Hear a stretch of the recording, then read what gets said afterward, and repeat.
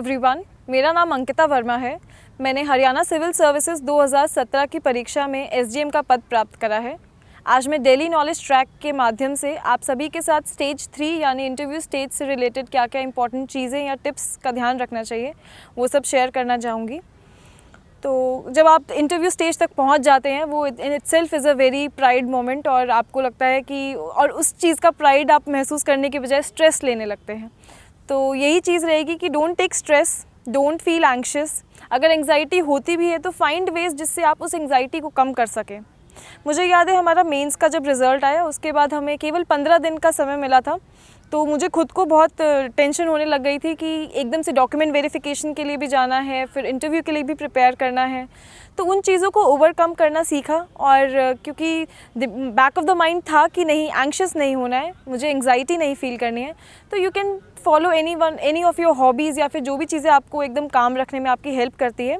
तो first of all find that place जहाँ पे आपको पीस मिले, ताकि आप जब इंटरव्यू स्टेज पे पहुँचे तो आप एकदम एंग्शियस ना फील करें।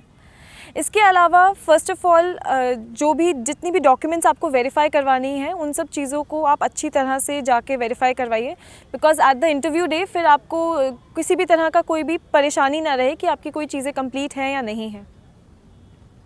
इंटरव्यू के लिए तैयारी में आप ज़्यादा तैयारी कर नहीं सकते हैं क्योंकि ये आपका एक पर्सनालिटी टेस्ट है।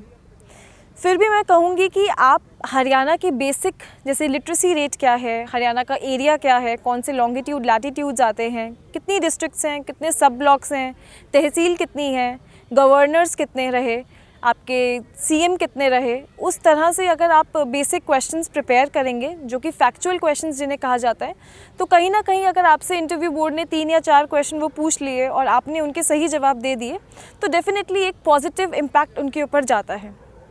Because when you are giving an interview for state services exam, you are expected to know these basic facts and things. But फिर यही है कि don't over stress yourself. अगर आपको किसी भी सवाल का कोई भी जवाब नहीं आ पा रहा है, politely say no. You can deny कि आपको नहीं आंसर आ रहा है और इसमें कोई भी आपको घबराने की ज़रूरत नहीं है, क्योंकि कभी कभार इंटरव्यू एक स्ट्रेस टेस्ट में भी चला जाता है। हालांकि मेरे साथ ऐसा नहीं हुआ, बट मेरे साथ कुछ फ्रेंड्स हैं जिनके साथ ऐसा हुआ और they tried to maintain their काम and they sailed through it. Interview में जाने से पहले आपको अपना ड्रेसिंग सेंस का भी अच्छे से ध्यान रखना चाहिए कि आप क्या चीज़ पहनेंगे क्या नहीं पहनेंगे। Female candidates can wear sari या फिर सूट सलवार, तो जिसमें भी आप कंफर्टेबल होते हैं उसको आप पहन सकते हैं। But I feel you should go for a sari because it's a formal Indian attire और उसके अंदर एक आपकी अलग पर्सनैलिटी बाहर आती है। फिर भी अगर आप कंफर्टेबल नहीं है you can definitely go for a suit. Male candidates के लिए कोई भी plain white shirt with dark colour trousers, tie and a coat will suffice. और इस तरह से अगर आप अपने आप को प्रेजेंट करेंगे तो मुझे लगता है कि एक अच्छा फर्स्ट इंप्रेशन जाता है। जैसे ही आप प्रीलिम्स क्लियर करते हैं you have to fill a DAF form जो कि मेंस के लिए वो आपसे मांगते हैं। उसमें आपको अपनी चॉइसेस ऑफ सर्विसेज, अपने क्वालिफ़िकेशंस और कुछ एक्स्ट्रा को करिकुलर एक्टिविटीज़ अगर आपने की हैं तो उसे फिल कर सकते हैं। उसके अंदर ध्यान से अपनी हॉबीज़ का अगर कॉलम होता है तो उसे फिल करिए, otherwise you should prepare your hobbies before hand, ताकि इंटरव्यू में वो कभी कभार आपसे खुद पूछ लेते हैं कि आपकी हॉबीज़ क्या रही हैं। तो कोई भी बनावटी हॉबी मत लिखिए। मेरा इंटरेस्ट जैसे स्पोर्ट्स में रहा था तो मैंने जॉगिंग एक अपनी हॉबी लिखी थी। उसके अलावा मैंने कुकिंग अपनी हॉबी लिखी थी क्योंकि मैं पूरा समय घर से रहकर प्रिपेयर करा था और वो मेरे लिए एज अ स्ट्रेस बस्टर भी एक्ट करता है। तो जो भी आपके लिए कंफर्टेबल हॉबी है आप उसको परस्यू कर सकते हैं। और जैसे हम बात कर रहे थे डैफ फॉर्म के लिए, उसको आप ध्यानपूर्वक भरिए। अगर कोई भी आपने मेडल या प्राइजेस जीते हैं तो उसे एक्स्ट्रा को करिकुलर एक्टिविटीज़ में इंक्लूड कर लीजिए। इंटरव्यू के दौरान जो भी मेंबर आपसे क्वेश्चन पूछे, कोशिश करिए कि कम से कम 80 to 85% ऑफ आई कॉन्टैक्ट आप उस मेंबर से ही रखिए, क्योंकि इससे एक सेंस ऑफ रिस्पॉन्सिबिलिटी और एक कनेक्शन बिल्डअप होता है और आप अपना जो भी आंसर देना चाहते हैं वो उस मेंबर तक अच्छी तरह से पहुंचा पाते हैं। मुझे लगता है कि क्वालिफ़िकेशन जो आपकी है उसके ऊपर काफ़ी क्वेश्चंस पूछे जाते हैं। मुझसे खुद से कंप्यूटर साइंस के ऊपर काफ़ी क्वेश्चंस पूछे गए कि इंडियन गवर्नमेंट ने क्या क्या स्टेप्स उठाए हैं साइबर अटैक्स जो हो रहे हैं उनके लिए, 4th इंडस्ट्रियल रेवोल्यूशन क्या है, आपके आर्टिफिशियल इंटेलिजेंस क्या है, हम किस तरह से ऑटोमेशन और कंप्यूटर की नॉलेज को गवर्नेंस में यूज़ कर सकते हैं। इसके अलावा मुझसे आर्टिफिशियल इंटेलिजेंस के ऊपर जैसे टॉकिंग कार्स या फिर ड्राइवरलेस कार्स के ऊपर भी एक क्वेश्चन पूछा गया कि is it a good thing to incorporate or not.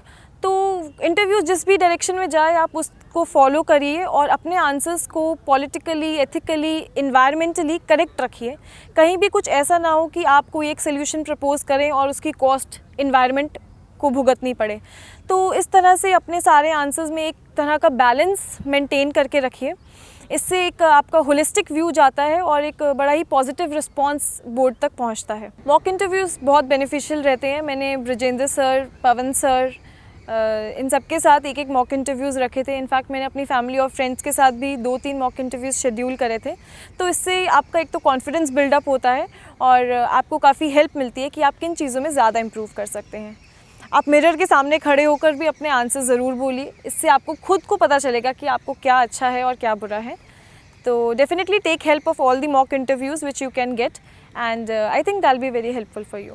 आप किसी भी प्रॉब्लम का अगर सोल्यूशन उन्हें देते हैं तो वो एक प्रैक्टिकल सोल्यूशन होना चाहिए, कुछ भी हवाबाजी का सोल्यूशन नहीं होना चाहिए, क्योंकि अल्टीमेटली आपको जाके इम्प्लीमेंट करनी है चीज़ें और उसी तरह से पूरा लोगों से इंटरेक्शन करना है। तो प्रैक्टिकल और एकदम सिंपल आंसर्स दीजिए, वो सब ठीक रहेगा। और अगर आपको लगता है कि आप कोई भी चीज़ का आंसर नहीं दे पा रहे हैं या फिर आपको नहीं आता है तो जस्ट पोलाइटली से नो सर, मुझे इस चीज़ के बारे में नहीं पता है।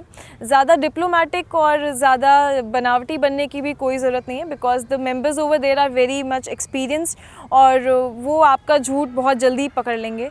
तो इसलिए बी ट्रूथफुल, जो भी आपको लगता है, जेन्युइनली जो आपको लगता है उसी चीज़ का ही सही जवाब दीजिए। इंटरव्यू की तैयारी आप 10-15 या 1 महीने में नहीं कर सकते हैं। इसकी तैयारी आप जैसे ही सर्विसेज में आते हैं तभी से आपकी स्टार्ट हो जाती है। और मैं कहूँगी कि जैसे ही आप न्यूज़पेपर्स पढ़ रहे हैं या फिर आप बुक्स पढ़ रहे हैं, try to develop very positive and noble thoughts, ताकि वो एक तरह से आपकी पर्सनालिटी में खुद ही इनग्रेव हो जाए और आपको जब आपका इंटरव्यू स्टेज पे पहुँचे तो आपको अलग से कोई मेहनत करने की ज़रूरत नहीं है। हालांकि वहाँ पे भी आपको मेहनत करनी पड़ेगी। मैं कहूँगी फैक्चुअल क्वेश्चंस में फिर आप थोड़ा सा टाइम लगा सकते हैं, क्योंकि वो चीज़ें अगर आप आंसर्स देते हैं तो it gives a very good impression. बाकी have a very noble thoughts, आप कुछ भी बनावटी मत करिए उसके अंदर and stay positive. I think that helps a lot. You should be focused and stay very very positive. Interview में आपसे रिलेटेड तो क्वेश्चंस पूछे ही जा सकते हैं, पर जो आपके ऑप्शनल हैं उससे भी रिलेटेड क्वेश्चंस पूछे जा सकते हैं। जैसे मेरा ऑप्शनल ज्योग्राफी था, तो मैंने स्पेसिफिकली हरियाणा की ज्योग्राफी की कितने यहाँ पे रिवर्स हैं या प्लेन्स कितनी तरह के हैं, कौन से क्रॉप्स करे जाते हैं, हॉर्टिकल्चर का कोई क्रॉप है या नहीं है यहाँ पे, इस तरह की मैंने काफ़ी बेसिक चीज़ें इकट्ठी करी थी और मैंने याद करी थी, ताकि अगर मुझसे एकदम से वो ज्योग्राफी और हरियाणा मिक्स करके कुछ पूछें तो मैं उसका जवाब उन्हें दे सकूं। मुझे लगता है हर ऑप्शनल में हरियाणा स्पेसिफिक आ सकता है, तो आप उसको अच्छे से प्रिपेयर करिए और अपने ऑप्शनल के बेसिक कोर कंसेप्ट्स को डेफिनेटली एक बार रिवाइज़ करके जाइए। वहाँ पे आपसे कुछ भी एक छोटा सा सवाल पूछा जा सकता है और आपको वहाँ एक अनप्रिपेयर्ड ना लगें, क्योंकि ऐसा होता है कि मेंस और प्रीलिम्स के बीच में कभी ज़्यादा टाइम हो जाता है, कभी कम टाइम हो जाता है, या फिर कभी इंटरव्यू प्रिपेयर करने के लिए आपको कम टाइम मिलता है रिज़ल्ट के बाद। तो उन चीज़ों का आप ध्यान रखिए और कंसिस्टेंट रहिए अपनी मेहनत में। अगर मुझे पता है कि स्टेट में बड़ा ही डाइसी रहता है कि अभी रिज़ल्ट आएगा या नेक्स्ट नोटिफिकेशन कब आएगी, तो इन सब चीज़ों पे अपना टाइम वेस्ट मत करिए। जब जो रिज़ल्ट आएगा या जब जो आपका नोटिफिकेशन आएगा, just stay ready for it और अपनी प्रिपरेशन आप कंसिस्टेंट तरीके से पूरी रखिए, ताकि जब भी आए आप उसमें एकदम बेस्ट परफॉर्म करें। And wish you all the very best for your interview stages.